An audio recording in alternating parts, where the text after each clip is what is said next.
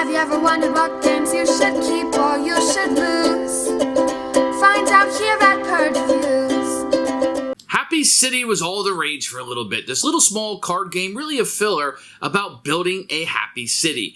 On your turn, it's very simple. You're going to be playing cards down to build this city landscape up. You have a little bit of resources like coins and hearts, which stand for happiness, and you'll be using that with multipliers in order to score the most points. The game is very easy to teach, very easy to learn, and it packs quite a wallop in a small box. It's very travel friendly. I think that's one of the big pluses about the game. It doesn't never overstay its welcome.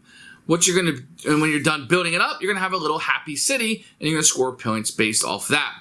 Now, the icons are very user-friendly. This is a very introductory, filler-type game. And it's one I think that, if it has the legs to stay around, could become a classic because it does have that upbeat theme. And it's really super cute. The game is easy to learn, easy to teach, but doesn't include too much randomness. It doesn't go in the way of the flux or to take that to munching it. It keeps the game balanced in the decisions that the players are making. And that's really, really important while having the scope of your decision. You have two choices on every turn. What are you going to do? And I think that keeps things moving, keeps it fresh. I'd like to see some expansions for this, but I don't want it to become too unwieldy. Now, it does have the aspect, when I go from income into scoring points, and when you trigger that up, think of Dominion, when you trigger that up, is going to be whether you win or lose the game a lot of times.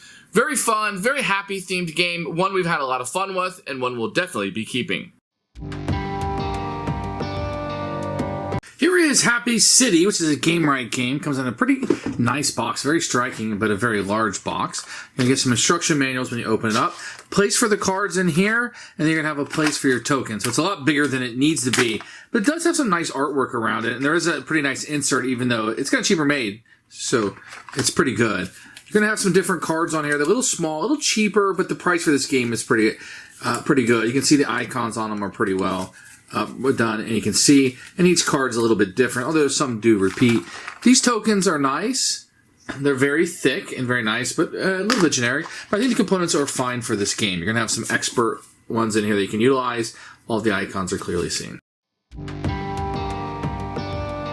Here's the instruction manual, a nice breakdown of all the components right there. Open it up, and you're going to have a nice overview of the setup. I like this quite a bit.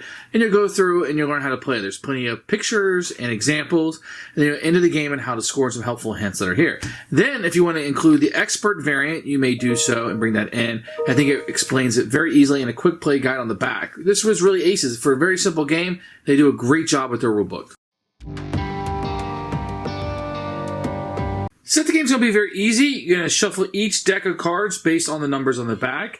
You're going to put your 1s, 3s, and 6s up here based on the number of players. Somebody will get the first player marker, and everybody will get a happy market that will start them out of the game. You'll take all the coins, and you will set them aside, and everybody will start the game out with 2 coins. That will be their starting coinage. Now, if you were going to play with the variant for the expert bonuses, you would shuffle these up, and you would put 2 more than the number of players that are out. I'll come back to these, but just so you kind of know how to set them up, very easy to do. At the start of each turn, you're going to gain income based on this symbol here. This tells you you're going to get income. So in this case, I already have my 2 for starting the game out. I would gain 1 additional income. And you are going to need money to spend in this game, so getting cards to generate income is a bonus earlier in the game. After everybody has received their income, the start player, whoever's first, may take one of the cards from the deck and simply discard it, setting it down here like that. That is an optional move that may be done by the first player. Then you can reveal up to 3 cards from any deck. So let's say I wanted to choose this deck. 1, 2, 3. Then I can purchase one of these buildings from the supply. You pay the account. So I wanted to buy this one. I give up 2 coins, and I'd be able to add the shoe shop to my city. You can see it costs 2 on there. Now the factory costs 1, and this one costs 1. I could purchase one of these residents, a house, apartment complex, or a high-rise. Or if I didn't want to take any of those, and I needed some cash, I could, instead of buying, just take $1 from the supply. Now, if you're playing with the bonuses here, and you happen, like for example, this one says 1 yellow, 2 blue, 1 green, and 2 orange, you could take one of these cards, and then you'd be able to score points with that at the end. So that's how the bonus cards would work. And that's how a game will begin. So let's say I would have bought the shoe shop. I would buy 2 cards. then the next person, so what he could do is he could add one card here, because now it would have 3, that's the most you could have. Or perhaps he would tell you, but the back of the cards kind of tells you the price. So let's say the other person only has a 2 starting money, so maybe he wants to refill this up to 3 and see what he has. Now, when you're purchasing these, they're either going to have people on it, or they're going to have hearts. As you see here, this building might have hearts on it. At the end of the game, when somebody has built their 10th card, then you're going to take the number of hearts and multiply it by the number of people. So if this was my ending one, I would take 3 hearts times 2 people, and I would have 6 total points. Of course, my total would be larger as I have more than 2 cards, but that illustrates the example. So you don't want to just get hearts, because then it won't have any multipliers, and you want to get just people for the same reason, but you want to get a mix, you can maximize that up. So that's how that's going to work. Whoever has the most points after multiplying the hearts and the amount of population is going to win the game.